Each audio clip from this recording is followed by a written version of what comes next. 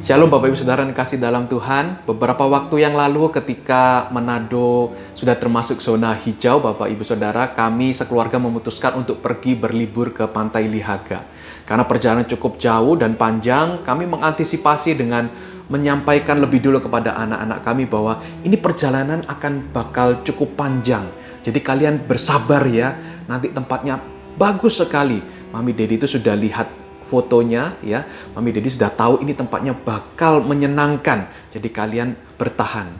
Tapi Bapak Ibu Saudara, apa yang terjadi di dalam perjalanan? Mereka mengeluh Bapak Ibu Saudara, seperti anak-anak pada umumnya. Sudah karena di dalam mobil yang cukup panjang ya, mereka merasa bosan, tidak melakukan apa-apa dan mulai mengeluhlah mereka. Dedi, berapa lama lagi? Kenapa kita kok belum sampai juga? Aduh, kami bosan ada di dalam mobil. Bapak Ibu Saudara, tapi ketika sudah sampai di tempatnya, mereka bermain dengan sukacita, riang gembira. Dan ketika dalam perjalanan pulang, saya tanya kepada anak saya, Ezekiel, Kiel, mau nggak ke sana lagi?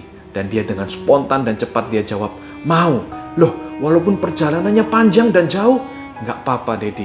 Tempatnya itu begitu menyenangkan. Itu saya parafrasekan tentunya. Bapak Ibu Saudara, saya menangkap satu kebenaran Bapak Ibu Saudara dari peristiwa itu, bahwa tatkala kita tahu kemana tempat tujuan kita, itu akan membuat kita lebih mampu untuk bertekun dalam perjalanan. Seperti saya dan istri saya, karena kami tahu tempat itu seperti apa, gambarannya saja, karena kami lihat hanya dari fotonya, kami belum pernah pergi ke sana, tapi itu membuat kami sanggup untuk menahan betapa lamanya perjalanan itu walaupun melelahkan. Istri saya pun mengatakan, saya mau juga pergi ke sana lagi walaupun itu perjalanan panjang. Itu worth it, itu layak dilalui karena tempat itu sangat bagus. Bapak Ibu Saudara, ini sejalan dengan apa yang dikatakan tentang pengharapan daripada orang-orang percaya di dalam firman Tuhan. Tatkala kita tahu apa yang kita harapkan, itu akan membuat kita sanggup untuk bertekun. Saya bacakan dalam Roma 8 ayat 24-25 mengatakan, sebab kita diselamatkan dalam pengharapan. Tetapi pengharapan yang dilihat bukan pengharapan lagi. Sebab bagaimana orang masih mengharapkan apa yang dilihatnya. Tetapi jika kita mengharapkan apa yang tidak kita lihat, kita menantikannya dengan tekun. Bapak Ibu Saudara, pengharapan yang dimaksudkan oleh Paulus tentu saja adalah pengharapan akan kemuliaan kekal nantinya. Di bagian lain Paulus mengatakan bahwa apa yang dia alami selama ini di dalam dunia ini akan dianggap sesuatu yang tidak ada apa-apanya, tidak ada sesuatu yang bisa menggantikan daripada kemuliaan kekal yang nanti akan dia terima. Dan Bapak Ibu Saudara, ketika Paulus menuliskan itu, Paulus belum mati.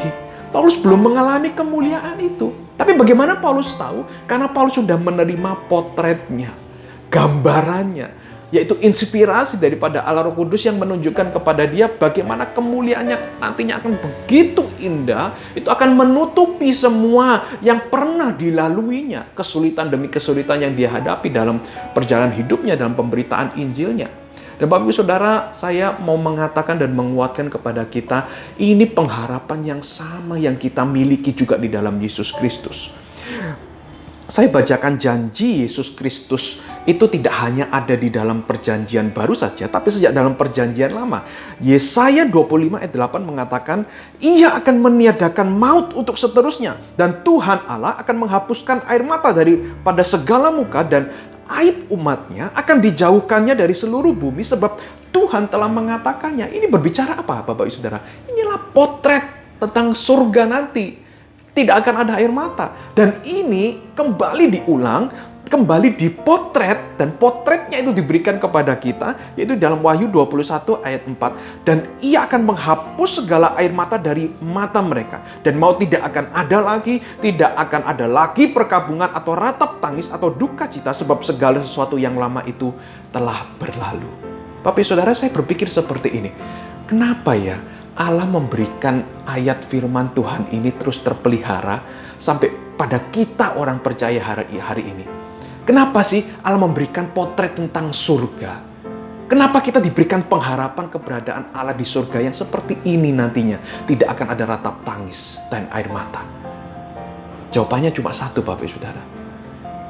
Supaya kita bisa bertekun di dalam perjalanan hidup kita. Bapak Ibu Saudara, memang situasi di tengah pandemi ini sulit. Kita mendapati orang yang sangat kita kasihi, kerabat kita, bahkan anggota keluarga kita, pasangan kita, anak kita, bahkan orang tua kita meninggal dunia karena COVID. Itu suatu hal yang memilukan. Tapi tetaplah bertahan. Bertahan kenapa? Karena ada pengharapan. Pengharapan bahwa satu kali kelak kita akan berjumpa dengan pencipta kita, dan kepada semua orang yang percaya kepada nama Yesus Kristus akan bertemu. Akan ada reuni di sana. Tidak akan ada lagi ratap tangis dan air mata. Pengharapan ini yang kita pegang. Potret surga itu yang menjadi pengharapan kita, Bapak Ibu Saudara. Supaya kita mampu apa?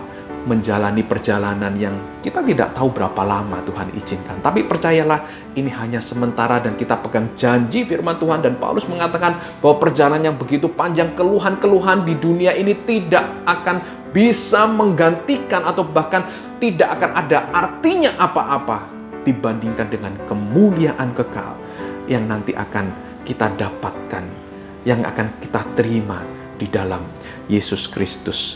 Kiranya firman Tuhan ini menguatkan kita punya pengharapan sebagai orang-orang percaya. Amin.